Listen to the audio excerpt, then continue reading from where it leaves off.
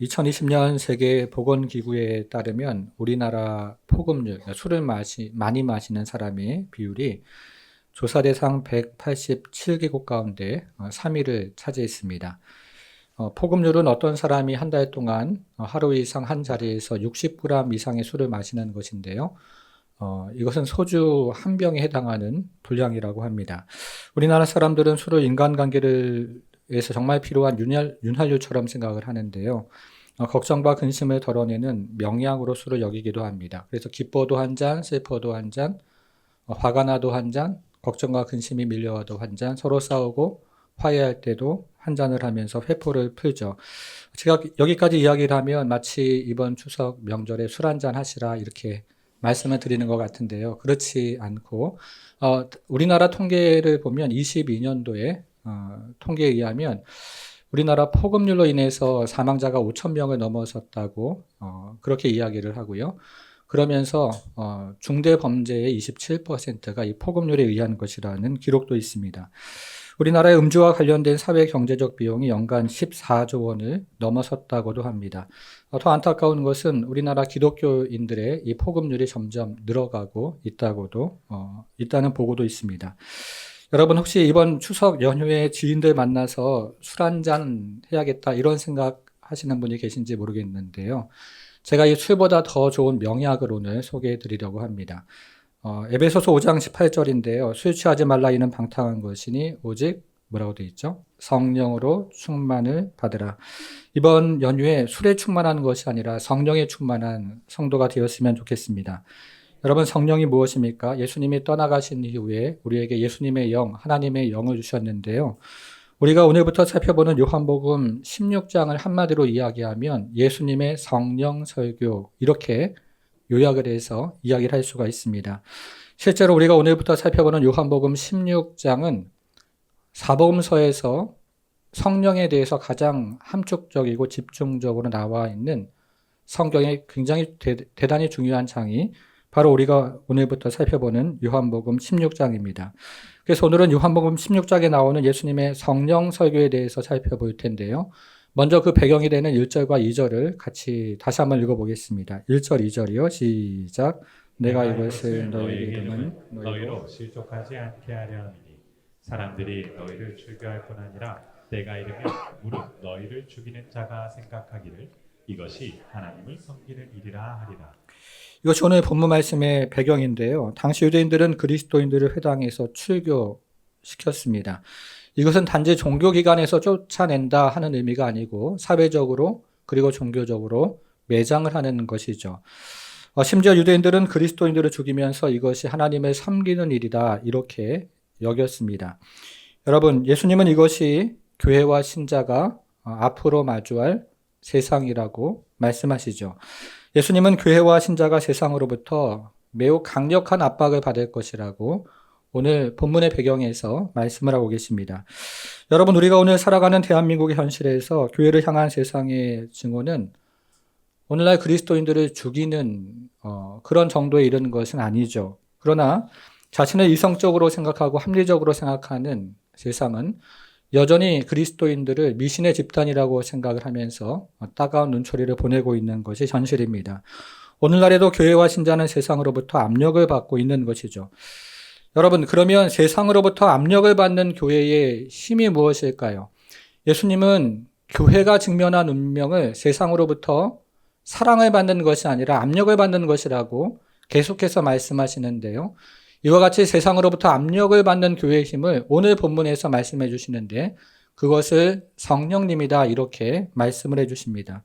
세상으로부터 압력을 받는 교회의 힘은 교회가 더 높은 권력을 가지고 더 많은 힘을 축적하고 더 많은 부와 그리고 숫자를 늘리는 것이 아니라 성령님의 역사에 있다고 말씀을 하십니다. 그래서 오늘은 이 성령께서 하시는 두 가지 큰 사역에 대해서 생각을 해보겠습니다. 여러분 주보 안에 있는데요. 첫 번째입니다. 첫째로 성령은 세상에게 무엇이 잘못되었는지를 알려주십니다. 우리는 지금 예수님이 말씀하신 그 마지막 고별 설교에 대해서 살펴보고 있는데요. 우리는 지금까지 이 고별 설교를 통해서 예수님께서 세 차례에 걸쳐서 성령님에 대해서 설교하시는 것을 살펴보았고 오늘이 네 번째 성령께서 어떤 사역을 하시는지 말씀하시는 사역입니다. 그런데 지금까지 세 차례에 걸쳐서 예수님께서 말씀하신 사역은 그 대상이 제자들이었습니다. 그런데 여기서 처음으로 네 번째 성령에 대해서 설교를 하시면서 대상이 세상이라고 말씀을 하십니다. 실제로 우리가 지금부터 살펴보는 8절부터 11절에는요, 성령께서 세상에서 어떤 사역을 하시는지에 대해서 예수님 말씀을 하시는데, 이것은 성경에 나와 있는 성령이 세상에서 일하는 유일한 메시지입니다. 굉장히 중요한 말씀이라는 뜻이죠. 자, 이것을 시작하는 8절을 한번 보겠습니다. 8절 같이 한번 읽어볼게요. 시작. 그가 와서 죄에 대하여, 의에 대하여, 심판에 대하여 세상을 책망하시리라. 여러분, 우리가 살아가는 이 세상에는요, 가장 근본이 되는 사상이 있습니다. 그렇죠. 근본이 되는 이념이 있고, 그리고 근본이 되는 사상이 있습니다. 그것은 여기 세 가지가 나와 있는데요. 첫째는 죄가 무엇인지, 둘째는 의가 무엇인지, 그리고 셋째는 심판이 무엇인지에 대한 사상입니다. 그런데 성령님은 이 세상이 생각하는 죄에 대한 사상, 의에 대한 사상, 그리고 심판에 대한 사상이 잘못되었다고 책망하시는 사역을 하십니다. 성령님은 이 세상이 생각하는 죄에 대한 사상이 잘못되었고, 둘째로 의에 대한 사상도 잘못되었으며, 세 번째로 심판에 대한 그 세상이 생각하는 사상도 잘못되었다고 책망하시는 사역을 하십니다. 여러분, 책망이 무엇일까요? 책망이라는 것은 누군가의 죄를 드러내서 심판하는 거죠. 죄를 드러내서 정죄하고 심판하는 것이 책망인데, 성령께서 세상에서 하시는 사역이 바로 이 책망의 사역입니다. 그런데 성령의 사역은 여기서 끝나지가 않습니다. 성령은 세상을 책망하는 이유와 목적이 있는데, 그것은 세상으로 하여금 죄를 깨달아서 그 죄에서 돌이키게 하는 사역, 그것이 더불어 성령께서 하시는 사역입니다. 마치 예수님이 제자들을 고아처럼 버려두지 않으시는 것처럼 성령님도 세상을 고아처럼 버려두지 않으시고 이 세상을 책망해서 그 죄를 깨닫고 회개해서 하나님 아버지 품으로 돌아올 수 있도록 책망하시는 사역을 하시는 것이죠. 그래서 책망이라는 헬라말 엘랑코에는 두 가지 의미가 있는데요. 하나는 심판이라는 의미가 있고 다른 하나는 설득이라는 의미가 있습니다. 여러분, 이렇게 성령님이 책망하시면 세상은 두 가지로 반응을 하죠. 성령님이 책망하시면 어떤 이들은 회개해서 예수를 받아들이고 구원을 받는 역사를 경험하는 사람이 있는가 반면에, 또 다른 이들은 그냥 기분이 상하고 책망을 받으니까 거부하는 쪽으로 반응을 하는 사람들도 있습니다. 그래서 책망하시는 성령님의 사역은 어떤 이들에게는 복을 주지만 또 다른 이들에게는 화가 되는 것입니다. 이것은 이 자리에 있는 우리도 마찬가지죠. 우리가 예배를 드리면서 성령께서 우리 죄에 대해서 책망하시는 사역을 하실 때가 있는데, 이것을 받아들이고 그 자리에서 회개하면 복이 되지만 그것을 그냥 기분 나빠라 하고 거부하면 화가 되는 것입니다. 저는 이 시간에 예배드리는 여러분들께서 성령께서 말씀하시는 것을 귀 기울여 듣고 그것을 아멘으로 순종함으로 복을 경험하는 이 자리가 되기를 주님의 이름으로 축복합니다. 이것을 하나씩 한번 보겠습니다. 첫째로 성령님은 세상의 죄에 대해서 책망하십니다. 9절인데요. 9절 같이 한번 읽어보겠습니다. 시작. 죄에 대하여라 함은 그들이 나를 믿지 아니하며. 여러분, 우리는 어려서부터 부모님을 통해서, 선생님을 통해서, 또 주변의 사람들을 통해서 세상을 살아가는 표준과 이상에 대해서 배우죠. 친구들끼리 사이좋게 지내야 하고, 이 땅에 법과 질서를 지켜야 하고, 도둑질하면 안 되고, 사람들이 각자 가지고 있는 가치관과 그리고 신앙을 인정해야 된다 하는 세상의 표준과 이상을 배웁니다. 그리고 이것에 이유를 제기하고 도전하는 것을 세상이 말하는 죄라고 이야기하죠. 세상이 가지고 있는 표준과 이상에 이유를 제기하고 도전하는 것을 세상은 죄라고 이야기합니다. 여러분, 그러면 성경은 어떻게 이야기할까요? 성경은 궁극적으로 이 세상이 가지고 있는 표준과 이상에 동의하지 않습니다. 친구들끼리 사이좋게 지내고 법과 질서를 지키고 도둑질하지 않고 각자의 가치관과 종교를 인정하는 것도 필요하고 그리고 중요하지만 그것이 이 세상을 궁극적으로 구원하지 못한다고 말을 하는 것이죠. 세상이 가지고 있는 그 이상과 그리고 그 표준을 세상 가운데 지켜나가는 것도 필요하지만 그러나 그와 같은 이상과 표준이 궁극적으로 이 세상을 구원하지도 못하고 안전하게 만들지도 못한다는 것이 성경의 계시입니다. 여러분 지난 한 주간을 한번 생각해 보십시오. 아니 오늘 하루만 한번 생각해 보십시오.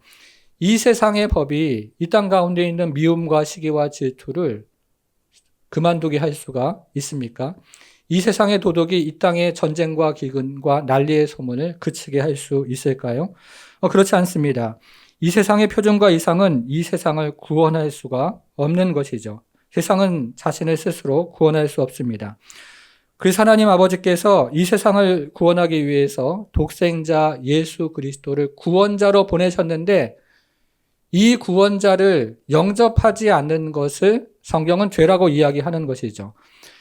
세상이 스스로 자신을 구원할 수 없기 때문에 하나님 아버지께서 세상을 구원하기 위해서 그의 아들 예수 그리스도를 보내셨는데 그의 아들 예수 그리스도를 마음 가운데 거부하고 실제로 거부하는 것을 성경은 가장 큰 죄라고 이야기하는 것입니다. 그러니까 이 세상의 가장 중요하고 큰 죄는 예수님을 믿지 않는 것이죠.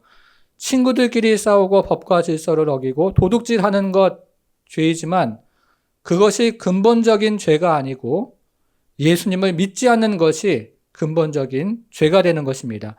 이것을 책망하시고 설득하시는 것이 바로 성령의 첫 번째 사역입니다. 자, 성령의 두 번째 사역이 있는데요. 성령의 두 번째 사역은 세상의 의에 대해서 책망하십니다. 10절인데요. 우리 이어지는 10절을 또 읽어보겠습니다. 시작. 의에 대하여 함은 내가 아버지께로 가니 너희가 다시 나를 보지 못함이요. 성령께서 세상에 알려주시는 의가 10절에 나와 있는데요. 이 10절이 다소 어렵습니다. 성령께서 세상에 알려주시는 의를 뭐라고 이야기하냐면 예수님께서 아버지께로 가서 제자들이 다시 예수님을 보지 못하는 것을 의라고 이야기합니다. 여러분, 이것이 왜 의가 됩니까?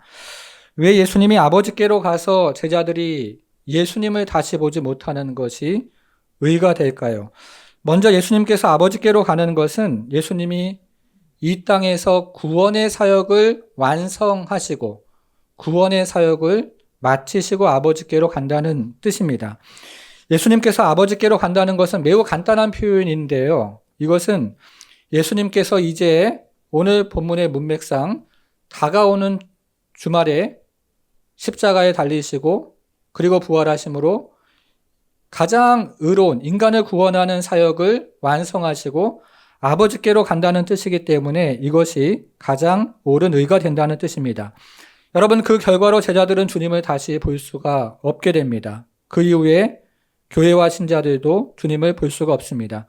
그래서 오늘날의 신자와 교회는 보는 대로 사는 것이 아니라 믿음을 가지고 사는 것이죠.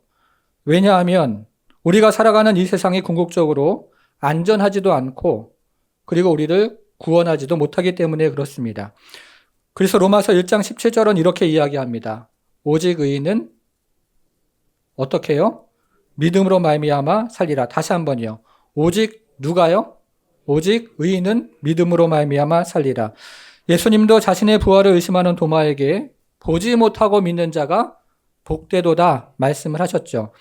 불신앙이 죄의 본질인 것처럼 믿음이 바로 의의 본질이 되는 것이죠. 여러분, 그러나 세상의 의는 어떨까요? 세상은 자기가 가지고 있는 의의 기준에 따라서 가장 의로우신 분 예수를 십자가에 못 박았습니다. 유대인들과 로마인들로 대변되는 세상은 자기가 가지고 있는 그 의의 기준에 따라서 예수님을 죄인이라고 정죄를 하고 공개적으로 재판을 해서 십자가에 못 박았습니다. 그리고 지금도 세상은 자신이 가지고 있는 의의 기준에 따라서 예수님을 따르는 교회와 신자들을 비방을 하죠. 여러분, 오늘날 세상은 자기가 가지고 있는 의의 기준에 따라서 상대방을 비난을 합니다. 그렇죠? 우리가 명절에 이제 부부가 모이고 가족이 모이는데요. 정치 이야기를 하고 또 사회 이야기를 하다 보면 자신이 가지고 있는 의의 기준에 따라서 싸움이 시작되는 경우가 종종 있는 것을 보게 됩니다. 사람들은 지금도 자기가 옳다고 생각하는 것들을 이야기하면서 교회 안에서, 공동체 안에서, 사회 안에서, 국가 안에서 서로 비방을 하고 싸웁니다. 그것은 세상이 가지고 있는 의가 불완전하고 옳지 않다는 것이죠. 그러나 성령이 오셔서 우리에게 알려주시고 설득하시고 책망하시는 사역이 있는데, 그것은 세상의 의가 옳지 못하고 예수 그리스도가 가장 옳은 분이라는 사실을 성령은 세상에게 책망하시고 그리고 설득하시는 거죠. 그리고 그분을 믿음으로 사는 것이, 눈에 보이는 대로 사는 것이 아니라 그분을 믿음으로 붙잡고 살아가는 것이 가장 옳은 의라고 성령은 우리 가운데 말씀을 하십니다. 이것이 성령의 두 번째 사역입니다. 자, 세 번째 사역이 있는데요. 성령의 세 번째 사역은 세상의 심판에 대해서 책망하십니다. 자, 이어지는 11절 또 한번 읽어보겠습니다. 11절 시작. 심판에 대하여라 함을 이 세상 임금이 심판을 받았습니다. 여러분, 우리는 이 세상을 살아가면서 나름대로의 세상이 가지고 있는 죄와 의에 대한 기준이 있는 것을 압니다. 세상은 그 죄와 의에 대한 나름대로의 기준을 가지고 사람들을 판단하고 또 심판하죠. 여러분, 그러면 이 세상의 판단과 심판이 옳을까요? 예수님이 이 땅에 오실 때 세상은 뒤죽박죽이었습니다. 그래서 사람들은 정말로 죄인을 정죄하고 의인을 의롭다 하는 의로운 왕을 고대했습니다. 이때 예수님께서는 자신이야말로 죄인을 정죄하고 의인을 의롭다 하시는 의로운 왕으로 오셨음을 선포하십니다. 여러분, 그러나 사람들은 창녀와 세리들을 의롭다 하시고 바리새인들과 서기관들과 같은 종교 지도자들을 죄인이라고 말씀하시는 그 예수님의 말씀을 들으면서 분노하기 시작했습니다. 여러분 잘 아시는 누가복음 15장을 읽어보면 탕자의 비유가 나오는데요. 이 탕자의 비유에는 두 명의 아들이 나오죠. 여러분, 그런데 사람들이 볼 때 죄인이 누굴까요? 둘째 아들 탕자죠. 근데 이 이야기를 읽어보면 둘째 아들 탕자는 아버지의 집으로 들어와서 아버지와 잔치를 벌이는 것으로 끝이 납니다. 여러분, 이 이야기에서 사람들이 보기에 의인은 누구일까요? 첫째 아들입니다. 그런데 첫째 아들은 아버지가 탕자를 받아들이는 것에 불만을 품고 아버지의 집 밖에 머무는 것으로 이야기가 끝나는데, 아버지의 집 밖에 머문다는 것은 당시 문화에서 심판을 의미하는 것입니다. 예수님은 탕자의 비유를 통해서 이 세상의 판단과 잘못이 잘못되었음을 여실히 지적을 하셨던 것이죠. 여러분, 그러자 세상은 예수님을 십자가에 못 박았습니다. 세상의 임금 마귀는 세상의 종교와 권력을 총동원해서 예수를 죄인으로 정죄하고 그리고 그를 공개적으로 재판을 해서 그를 십자가에 심판했습니다. 여러분, 그러나 십자가에서 정말로 심판받은 것이 누구일까요? 마귀죠. 정말로 십자가에서 심판받은 것은 마귀와 세상이었습니다. 예수님은 다시 부활하셔서 자신의 십자가에 못 박은 세상의 임금 마귀와 세상을 정당하게 심판을 하신 것입니다. 이것이 세상을 향한 깨닫게 하시는 성령의 세 번째 사역입니다. 성령님은 십자가에서 심판을 받으신 예수가 진정한 심판주이고 그리고 마귀와 세상이 심판의 대상인 것을 깨닫고 설득하게 하십니다. 여러분, 이번 주가 추석인데요. 여러분, 시장에서 장들을 잘 보셨습니까? 추석 준비하느라고 어떤 분은 옆에 있는 하단 오일장에서 장을 보신 분도 계실 것이고 마트에서 장을 보신 분도 계실 터인데, 정말 이번 추석 명절이 여러분들에게 정말 행복한 그런 추석이 되었으면 좋겠습니다. 여러분, 그런데 여러분들이 장을 보러 갔는데요. 물건에 붙어있는 가격표가 뒤죽박죽 붙어있다고 한번 생각을 한번 해보겠습니다. 여러분들이 두부 한 모를 샀는데 두부 한 모에 100만 원, 돼지 한 마리 10,000원, 소 한 마리 1,000원, 이렇게 가격표가 뒤죽박죽 붙어 있으면 아마 그 장터가 난리가 났을 것입니다. 여러분, 이것이 우리가 살아가고 있는 세상이라는 거죠. 아담이 선악과를 따먹고 그리고 죄가 이 땅에 들어온 이후에 사람들이 바라보는 가치관이 뒤죽박죽 뒤섞이게 되었습니다. 세상은 가장 중요한 죄가 무엇인지, 그리고 가장 중요한 의가 무엇인지, 그리고 심판이 무엇인지에 대한 잘못된 기준을 가지고 살아가기를 시작합니다. 여러분, 그래서 이 땅에는 지금도 시기와 미움과 질투가 끊이지 않고 전쟁과 기근과 그리고 난리의 소문이 끊이지 않는 것이죠. 여러분, 그런데 예수님께서 오셔서요, 이 가격표를 제대로 붙여 놓기를 시작하십니다. 그런데 예수님께서 그러는 바람에 십자가에 돌아가시게 됐고 하늘로 올라가시고 아버지께로 돌아가신 이후에 성령께서 오셔서 이제 성령께서 우리 마음 가운데 이 가격표, 이 가치를 제대로 깨닫게 하시는 사역을 하시는 것이죠. 다시 말하면 성령이 오셔서 이 세상에 가장 큰 죄가 무엇인지, 이 세상에 가장 옳은 것이 무엇인지, 그리고 이 세상의 진정한 심판이 무엇인지를 책망해 주시고 깨닫게 하시는 사역을 하십니다. 여러분, 묻습니다. 이 세상에 가장 큰 죄가 무엇입니까? 믿지 않는 게 죄예요. 누구를 믿지 않는 게 죄입니까? 예수님을 믿지 않는 게 죄인 거죠. 여러분, 또 묻습니다. 이 세상에서 가장 옳은 의가 무엇이죠? 믿음으로 사는 게 의입니다. 눈에 보이는 대로 사는 것이 아니고 믿음으로 사는 게 의죠. 누구를 믿음으로 사는 게 의입니까? 예수님을 믿음으로 사는 게 의라는 거죠. 마지막으로 여러분 묻습니다. 이 세상에 가장 진정한 심판자가 누구일까요? 예수님이죠. 십자가에 못 박힌 예수님이 심판의 대상이 아니고 그분이 바로 온 우주를 심판하시는 심판주로 오셨던 것입니다. 그러니까 성령께서 이 세상에서 증거하시는 사역은 바로 예수님인 거죠.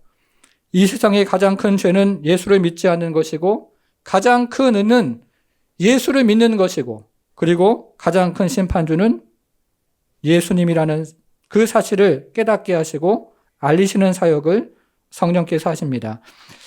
제가 미국에서 유학을 할 때 다니던 대학원의 학부가 바이올라 대학이었는데요. 이 대학을 설립한 R.A. 토리 목사님이 유서 깊은 무디교회에서 담임 목사를 할 때였습니다. 이 교회는 25명으로 운영하는 운영위원회가 있었는데요. 금요일 저녁마다 모여서 식사를 하면서 교회의 현안에 대해서 서로 이야기를 하고 이제 방책을 서로 제시하기를 시작했습니다. 그런데 이때 한 장로님이 이런 제안을 했습니다. 교회가 해야 되는 가장 중요한 사역이 교회 안에 있는 사람들 중에 진정한 회심을 경험하게 하는 것인데 우리가 지금까지 그 사역을 뒤로 미루고 교회 눈앞에 보이는 현안만을 다루어왔으니까 오늘 저녁에는 무엇보다도 성령께서 우리 교회 가운데 오셔서 정말 회심의 역사를 일으키는 그 은혜를 함께 구하도록 합시다. 이렇게 제안을 했습니다. 그래서 그날 저녁에는 모든 현안을 다 뒤로 제쳐놓고 성령께서 오셔서 교회 가운데 이 회심의 역사를 주시기로 간절히 기도했습니다. 이 기도회가 그날 너무 좋아서 이 사람들이 다음날 저녁에도 모여서 기도하게 되었습니다.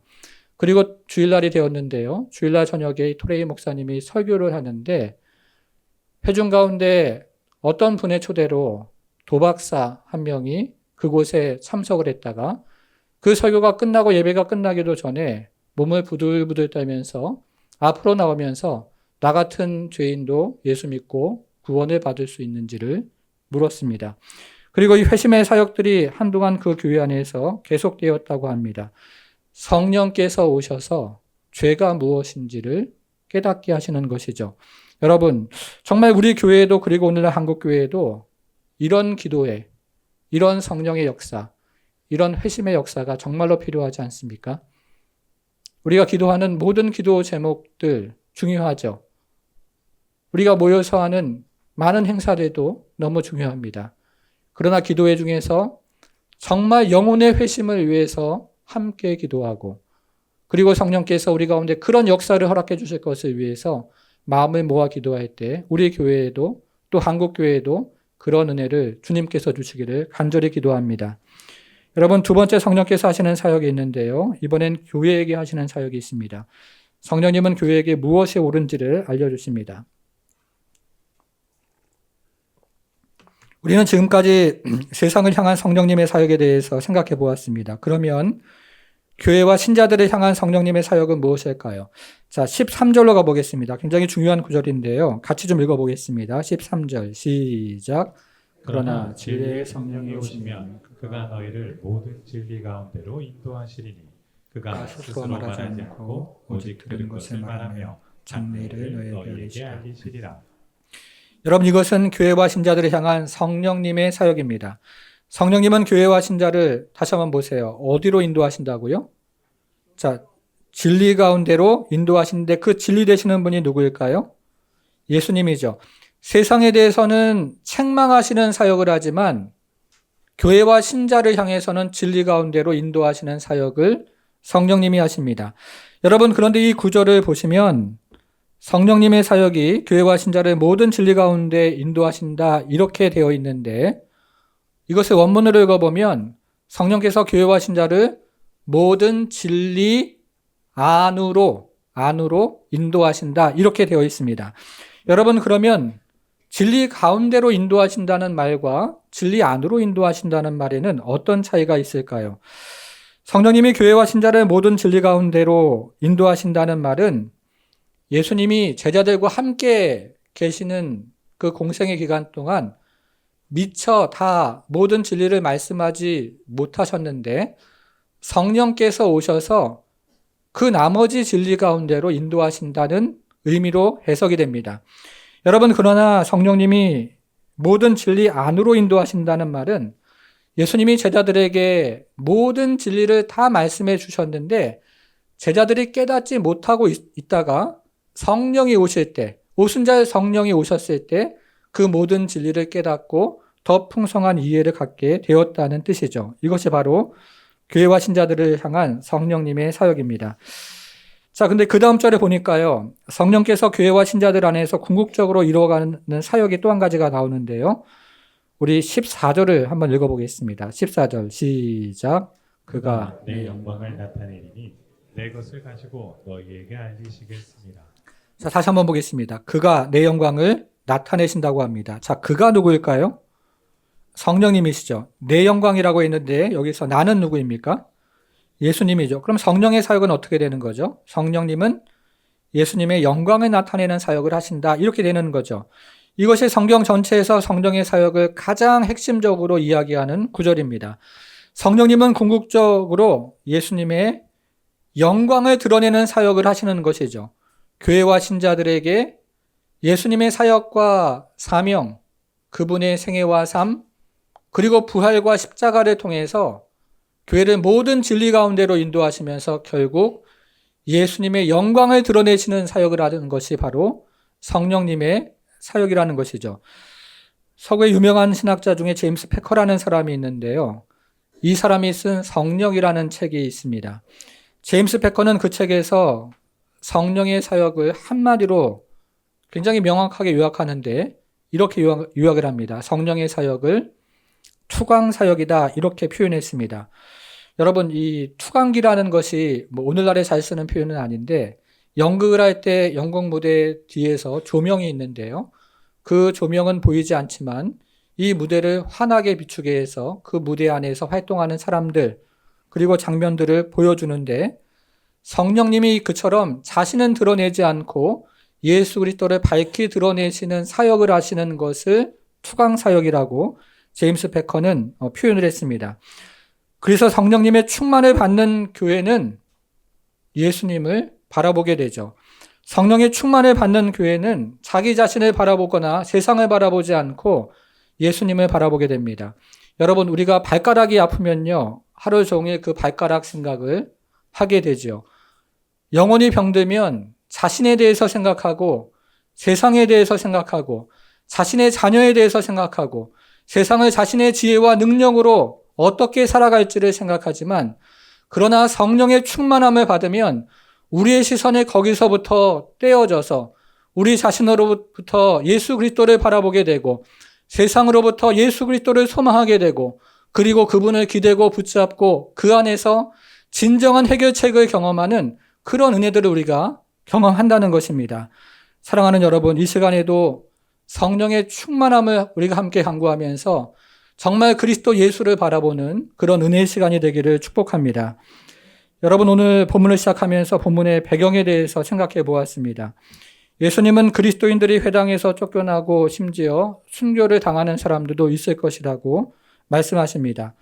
교회와 신자가 세상으로부터 소외되고 미움을 받을 것이라고 말씀하십니다. 여러분, 그렇다면 이것이 교회의 운명인데요. 이처럼 세상으로부터 압력을 받는 교회의 힘이 무엇일까요? 예수님은 계속해서 교회가 세상으로부터 사랑을 받을 것이라고 말씀하지 않고 미움을 받고 압력을 받을 것이라고 말씀하시는데, 이와 같이 세상으로부터 압력을 받는 교회의 힘은 성령님이신 거죠. 교회가 가지고 있는 조직이나 전통도 아니고, 교회가 가지고 있는 돈이나 사람의 숫자도 아니고, 교회가 가지고 있는 책략이나 방책이 아니라, 예수님은 오늘 본문에서 제자들에게 마지막으로 말씀하시면서 그것은 바로 성령 하나님이라고 말씀하십니다. 여러분, 사랑하는 여러분, 여러분들은 성령님께서 지금도 이 세상에서 일하신다는 사실을 믿으십니까? 정말 믿으세요? 성령께서 지금도 이 세상의 죄에 대해서, 의에 대해서, 그리고 심판에 대해서 책망하시고 설득하신다는 그 사실을 정말로 믿으십니까? 성령님께서 이 세상의 죄에 대해서, 의에 대해서, 심판에 대해서 책망하셨던 첫 번째 사건이 오순절 성령 강림이었습니다. 이 오순절 성령 강림 때 성령께서 오시자 사람들은 죄에 대해서 책망을 받기를 시작하는데, 그것이 어찌나 큰 책망이었던지 사람들이 어찌하였고 베드로 앞에 물으며 예수를 영접하고 회개하는 역사가 그 현장에서 벌어졌던 것이죠. 그리고 성령님께서 계속 책망하는 사역은 계속해서 이어지는데요. 우리가 사도행전을 읽어보면 성령께서 계속해서 책망하시고 가르치시고 깨닫게 하시는 사역이 곳곳에서 나타나는 것을 어렵지 않게 읽게 됩니다. 여러분들께서 집에 가서 한번 확인을 해보시면 좋겠는데요. 사도행전 3장을 보면 성령께서 죄에 대해서 책망하시는 사역이 나오고, 13장을 읽어보면 성령께서 의에 대해서 말씀하시는 그런 기록이 되어 있고, 26장에 가면 성령께서 심판자가 누구인지에 대해서 말씀하시는 그런 책망의 사역을 하시는 것을 보게 됩니다. 그리고 성령님께서는 지금도 책망하시는 사역을 하세요. 예배 가운데 죄가 드러나게 하시고 그 죄를 지적하실 때 그것을 받고 돌이키면 복이 되게 하는 사역을 하시고, 그러나 그것을 거부하면 계속해서 책망하셔서 결국에는 가지치기를 하고, 그러면서 결국 돌이키게 하시는 사역을 성령님께서는 우리 안에 하신다는 것입니다. 사랑하는 여러분, 그러면 이 성령님께서 누구를 통해서 세상을 책망하고 돌이키는 사역을 하실까요? 성령님은 교회와 신자를 통해서 세상을 책망하고 돌이키는 사역을 하십니다. 이때 성령님은 먼저 교회와 신자를 진리 가운데로 인도하시죠. 그래서 성령이 임할 때 교회와 신자는 핍박 가운데서도 예수 그리스도를 바라봅니다. 진리 가운데로 인도하시는 성령의 사역 때문에 성령의 충만함을 받은 교회와 신자는 환난 가운데서도 예수 그리스도를 소망하게 됩니다. 전혀 예수 그리스도를 소망할 수 없는 상황이지만 그럼에도 성령께서 오셔서 진리 가운데로 인도하시기 때문에 성령의 충만을 받은 교회와 신자는 핍박과 환난과 고난 가운데서도 우리 주님을 의지하는 것이죠. 환난과 고난이 몰려와도 성령의 충만함을 경험한 교회와 신자는 성령께서 인도하시는 그 사역으로 말미암아서 환난과 고난 가운데서도 우리 주님을 바라보고 의지하고, 그리고 그 안에 진정한 소망의 결책이 있는 것을 깨닫게 됩니다. 사랑하는 여러분, 한번 여러분과 제 자신을 생각해 보겠습니다. 우리가 환난을 당할 때 무엇을 경험합니까? 예수님이 제자들에게 환난을 예고했을 때 제자들은 낙심과 절망을 경험했죠.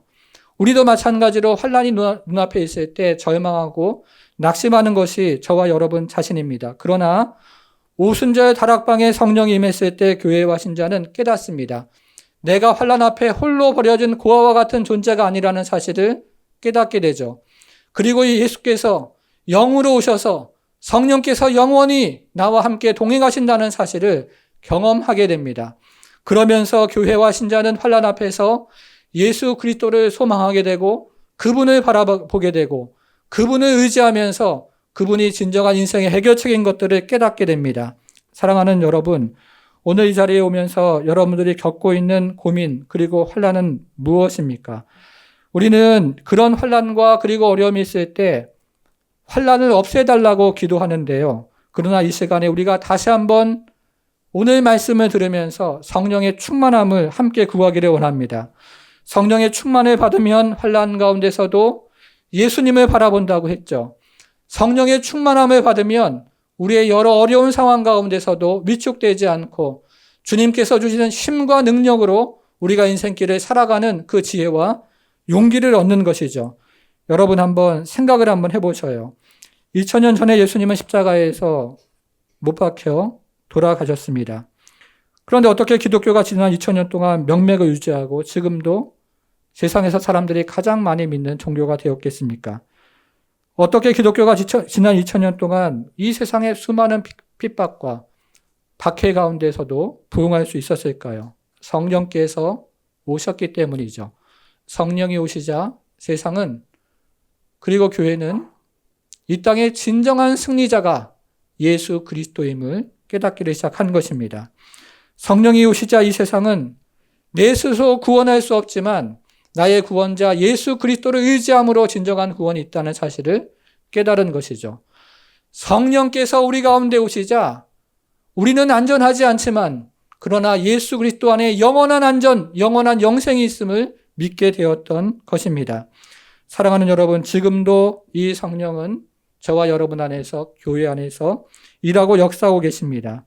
진리의 성령이 오시면 우리의 시야를 바꿔주셔요. 우리의 눈을 떼서 세상으로부터, 내 자신으로부터, 내 자식으로부터 그 눈을 떼서 나라와 민족과 교회와 그리고 예수 그리스도를 바라보게 하시고 그 안에 진정한 인생의 해결책이 있고 소망이 있는 것들을 깨닫게 하셔서 우리로 하여금 예수 안에 살게 하시는 그 은혜를 경험하게 될 것입니다. 오늘 이 시간에 우리가 함께 성령의 충만을 구하며 이 한 주를 살아갈 때 진정한 구원자 되시고 우리의 소망 되시는 예수 그리스도가 우리 가운데 역사하심으로 우리 모든 인생 가운데 하나님께서 주시는 그 은혜를 붙잡고 살아가는 모든 성도가 되기를 주님의 이름으로 축원합니다. 사랑하는 여러분, 성령께서 하시는 사역은 책망이라고 했습니다. 살리기 위한 책망입니다. 여러분, 성령께서 우리 가운데 오셨을 때 정말 우리가 체험하는 것이 무엇인지 아십니까? 우리가 죄인이라는 거죠. 잘못된 기준, 내 생각, 내 판단이 옳지 않다는 것입니다. 우리는 늘 내 생각, 내 기준, 내 판단이 옳다고 생각하면서 자기 자신을 위해 살아가고 자녀를 위해 살아가고 가족을 위해 살아갑니다. 여러분, 그런데 성령께서 오시면요, 내 기준, 내 판단, 그리고 내가 가지고 있는 것들이 틀렸다 말씀하시고 너가 죄인이라 말씀하시면서 그 눈을 떼서 교회를 바라보게 하시고 공동체를 바라보게 하시고 나라, 민족, 예수를 바라보게 하십니다. 그리고 환난 가운데서도 예수 바라보게 하시고 고난 가운데서도 예수 붙잡게 하시고 박해 가운데서도 예수 전하게 하십니다. 예수로 살게 하시는 것이 성령의 사역입니다. 사랑하는 여러분, 지난 한 주 어떻게 사셨습니까? 우리가 계속해서 참 부족하고 죄인이기 때문에 나는 믿음으로 살지 못했습니다 라고 그렇게 고백만 하시겠습니까? 아니면 정말 성령 붙잡고 살면서 내가 이 한 인생 참으로 오늘 하루 그리고 한 주간을 살아가면서 예수님과 동행하기를 간절히 구하고 발버둥 치면서 성령님과 동행하며 살기를 간절히 원하십니까? 이 시간에 우리가 정말 이 한 주 또 다른 한 주가 아니라 주님께서 우리에게 선물과 같이 주신 이 한 주를 예수님 바라보고 예수님 붙잡고 예수님 전하면서 예수님과 더불어 사는 성령의 사역을 함께 구하며 기도하기를 원합니다. 기도하겠습니다. 하나님 아버지, 성령의 사역은 책망에서 돌이키게 하는 사역이라 했습니다.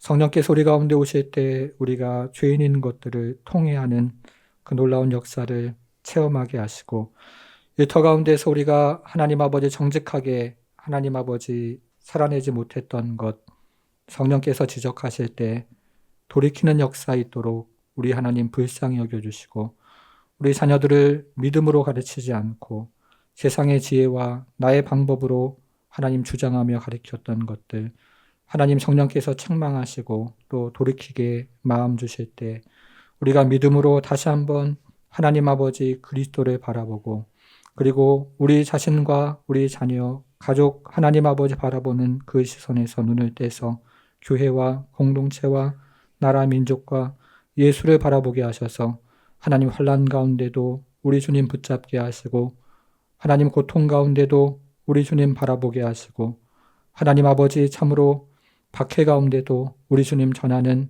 성령의 하나님 아버지 사람들이 모두가 될 수 있도록 우리 하나님 함께해 주옵소서. 하나님 아버지, 그래서 이 시간 성령의 충만함을 구하는 성도들마다 예수 바라보게 하시고 성령의 충만함을 구하는 성도들마다 예수와 더불어 살게 하시며 성령의 충만을 구하는 하나님 성도들마다 예수와 함께 살게 하셔서 이 한 주 주와 동행하는 한 주가 될 수 있도록 우리 하나님 축복해 주옵소서.